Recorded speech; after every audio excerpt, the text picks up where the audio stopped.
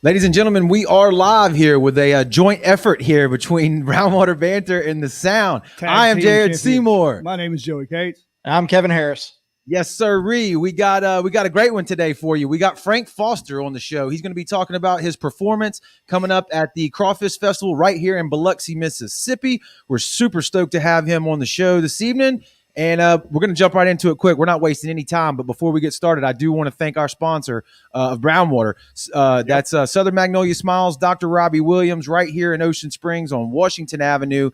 Hit him up on all the socials at Southern Magnolia Smiles, man. If you're looking for a great local dentist, you can check them out on their website, southernmagnoliasmiles.com, or give them a shout here at 228-215-1202. And let them know that we sent you over there, man. So we appreciate that. All right, without further ado, let's get Frank in here, man. Frank, what's going on, man? Going on, fellas? How y'all doing this evening, man? Y'all all right?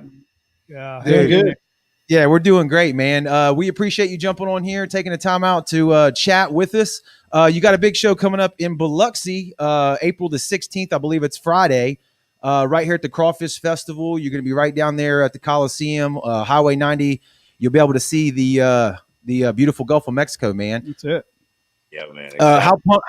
How pumped are you to get back out and playing shows again? Man, just fired up about it, man.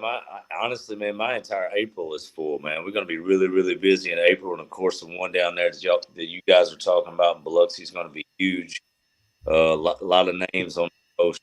So we're looking forward to coming down there. Mississippi always right, man. That's my second home, Mississippi, man. They love us down there. We love them. Yeah, Kevin was looking online a second ago. You're just from right next door, right? You're a Louisiana man. Yeah, man, I grew up in North Louisiana, man. If you get off the I-20 there in Ruston, Louisiana, where Louisiana Tech is, and go, I don't know, man, 35, 40 minutes north, almost to Arkansas, man. I tell everybody I miss being a hillbilly by my house. So, yeah, North Louisiana, man, that's where we grew up at, man. Ain't no ducks up there, huh? Ain't no ducks flying up there anywhere, are there? If there is, we don't tell nobody. Some of them secret spots, you know what I'm talking about. I hear you. So look, it's no big surprise here that we're coming out of 2020, and it was an absolute, terrible year all the way around, and especially for music and live entertainment. What'd you do for 2020, man? How did you manage the pandemic? What'd you do with your time off? Well, man, you know what? Luckily for us, man, I mean, we put ourselves in a position business-wise over the last 10 years, in that aspect of things, we were okay, so that was a comfort for us. We were okay, unlike a lot of folks who were less fortunate. But, man, we stayed busy in 2020, mainly because, my daughter was born in April the 30th. So right after everything, kind of hit, we had our hands full with a newborn. So that helped us out. So, I think it helped my wife and I out, because if you jump online, so many people focus on so many other things. And we just kind of, man, wrapped up right here at the house and got that baby up and going. So that kept us really busy. That's awesome, man. Kevin, you on the other end there? You can still hear us, huh? Yeah, no, I can hear you. I was just waiting I'm waiting for an opportunity to jump in for a minute. Jump on in there with the internets. So my question, one of the questions I have, you are truly just straight independent, and you've done stuff that major labels aren't able to do for some people. What's the process for you when you're putting stuff together to get it pushed out, just for independent artists? How do you do that on your own so well? Honestly, man, to be honest with you, which I've never been on the other side of the coin, but I have people that, I have buddies of mine that are in the industry and have deals and things like that. Early on, like when I was putting out Rowdy Reputation, the Red Wings and Six Strings album, first couple albums I put out, the process was, tougher for an independent artist, just getting the music out there. We didn't know anything. But, these days, man, I feel like it's just like the other day. I'll give you an example. We made a decision 2 weeks ago as a band. I'm like, hey, I've got 10 songs. I'm ready. You know what I mean? So from from the time I say that, we go in the studio in another couple of weeks. And 2 weeks after that, we got the record cut. And 2 weeks after that, it's mastered, ready to go to iTunes. Now, when I release it is left up to me. But I have nobody to answer to or run these songs through, or you know what I mean? We write them, we go cut them, and if we want to put them out a week later, we can do that. So I love the way that it is now and how streamlined it is, and not having 50 people in your camp trying to figure everything out for you when we've got it figured out. Our fans want to hear good country music, and that's what we're going to give them. A little Southern rock and roll and a little soul thrown in there every once in a while, and it's just so much more comfortable, man, doing things the way we're doing things the way we do them. Now, you sacrifice fame, but I didn't get into being famous. I got in this. I love country music. I wanted to make it. We've been able to do that, unfortunately. So, man, I'm happy. Yeah. Well, judging by the comments, I don't think you've sacrificed any fame. I can tell you that. No, absolutely. The comments are flying hot and heavy from all over the United States for you right now. Well, I say that, but you present yourself in a real fashion. You know what I'm saying? Okay. Like they touch you. When they see you in public, it's not that big of a deal. Hey, Frank, we get a picture, boom, and we move on. I went I go to my local Walmarts and my local Krogers and grocery stores, and every time it happens, and that's okay. But it's a calm, like, hey, it's not paparazzi type stuff. I think the way we've tried to present our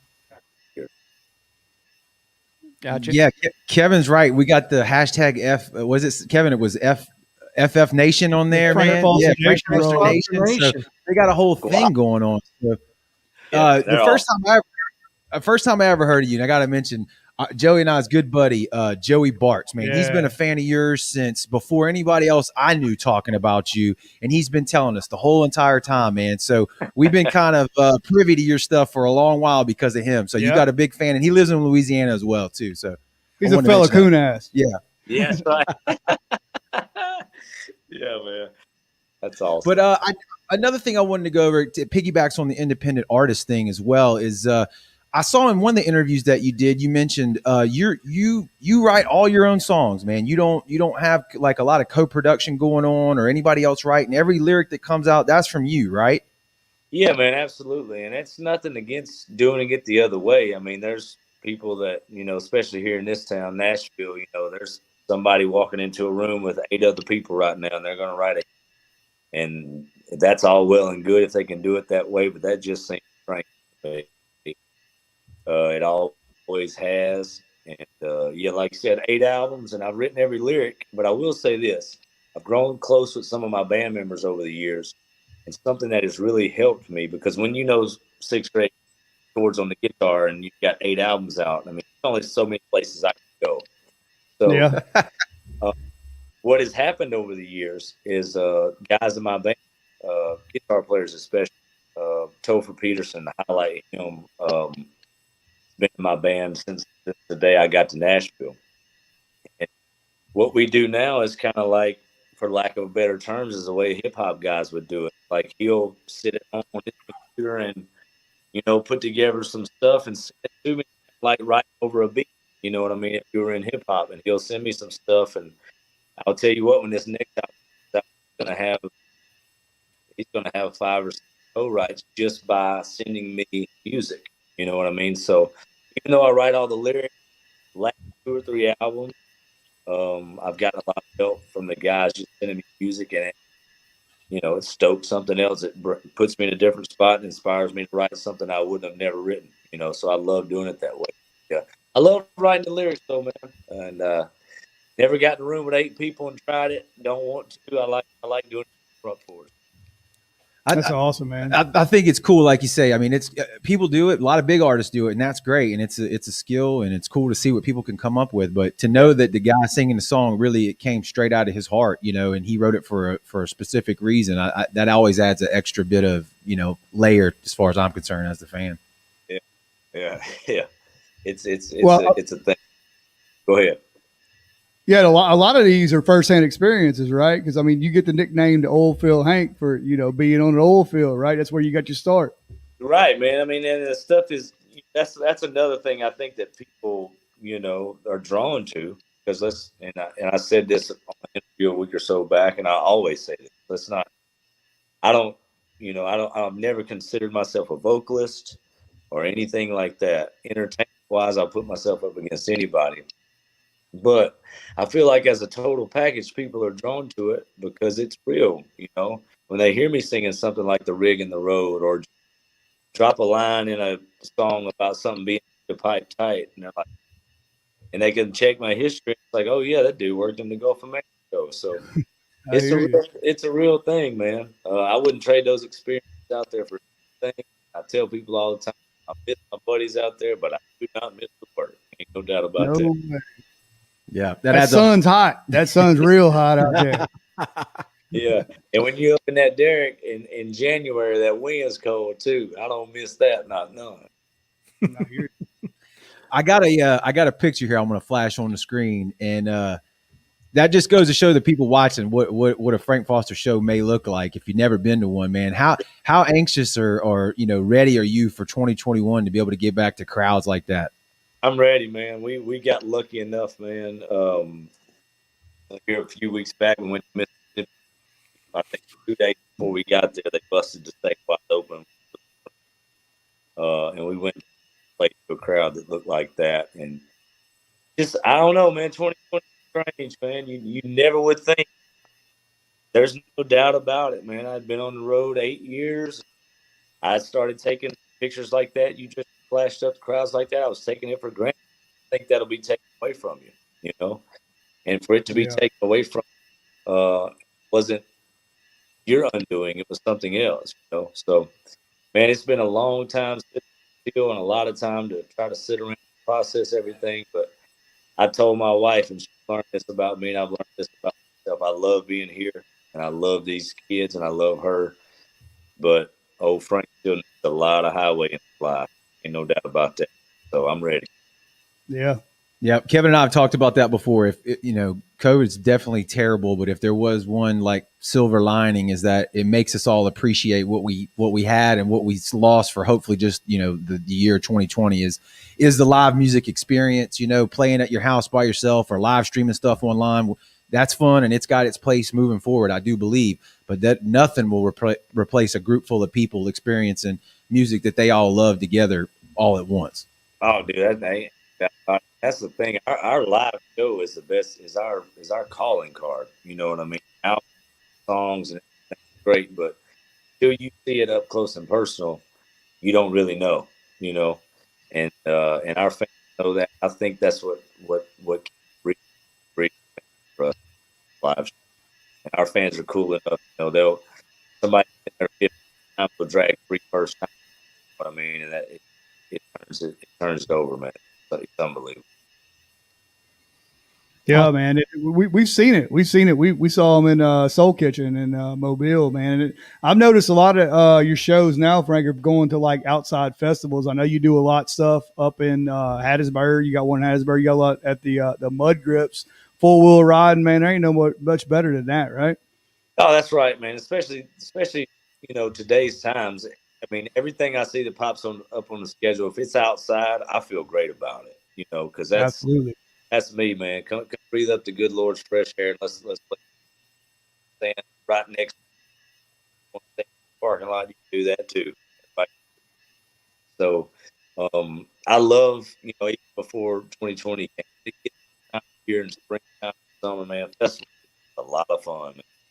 I've got I play a lot of cool festivals over the years, man. I just love it, man. It's a great time of year. People are outside and fun, sunshine, good music. Not many other places I'd rather be. Well, we got one of the guys actually playing with you at the Crawfish Festival saying what's up in the comments. Cole Jones. Yeah, man. Oh well, and- good fella right there. Yeah, we had him on the show a couple weeks ago, and he had nothing but praise for Frank Foster. Yeah, man. Well, that's our thing. Here's my thing, man. I ain't never high-headed anybody, and I won't. because there's been some people who are 18 levels above me that have been really sweet to me for no other reason than they was being good folks. And so I've tried to pass that tradition down. Cole's a guy, plus others who've worked for us on a lot of different shows, and we just try to treat them as good as you can, because you never know when those roles might be reversed. You know what I mean? I may be opening for Cole Jones one day, as long as he lets me show up. Yeah, that'll work. It'd probably be a damn good show too, No doubt. no matter what the order is. I can guarantee that. First second, it'll be good. Yeah, man. Well, look, I'm going to flash the flyer on the screen real quick here for the event that we're talking about. So the people on the Gulf Coast and anybody that's willing to drive over here to Biloxi, that's going to be April the 16th. That's a Friday. Frank's going to be playing at the Mississippi Gulf Coast Coliseum here. It's the Crawfish Festival, and it's the 28th annual. Kevin, I didn't even realize that we're getting up in numbers like that, huh, man? Man, that tells me I'm really getting old, because I was there for the first one for John Yeah. Michael Montgomery. Yeah, first one, that made him feel bad. Yeah. So we getting on up there, man. Look, hey, we appreciate you taking the time out of your day to jump on here with us little guys, man. We really, it doesn't go unnoticed, man. That means a lot to us, and we can't wait to have you here on the Gulf Coast rocking out, man, playing your music. Yeah, Absolutely, man. Look forward to seeing you guys down there, man. Thank y'all so much. I enjoyed this. Y'all to try to do this for a living. hey, we try it, man. We try it. Inching our way through. So we appreciate you helping us on the climb. Hey, man, anytime y'all holler back at me, I'll do it again, man. Okay, All man. right, Have a good evening. Thank you, Appreciate Frank. Thank y'all, man. All right, ladies and gentlemen, thank That y'all was for tuning cool. in. I know Yeah. that the internet was a little spotty there, but we do the best we can. We appreciate y'all for tuning in, and go out to see the show April the 16th, Yep. Friday Check him out at the Coliseum. It's gonna be legit. We'll see y'all on the next one. Later. Peace.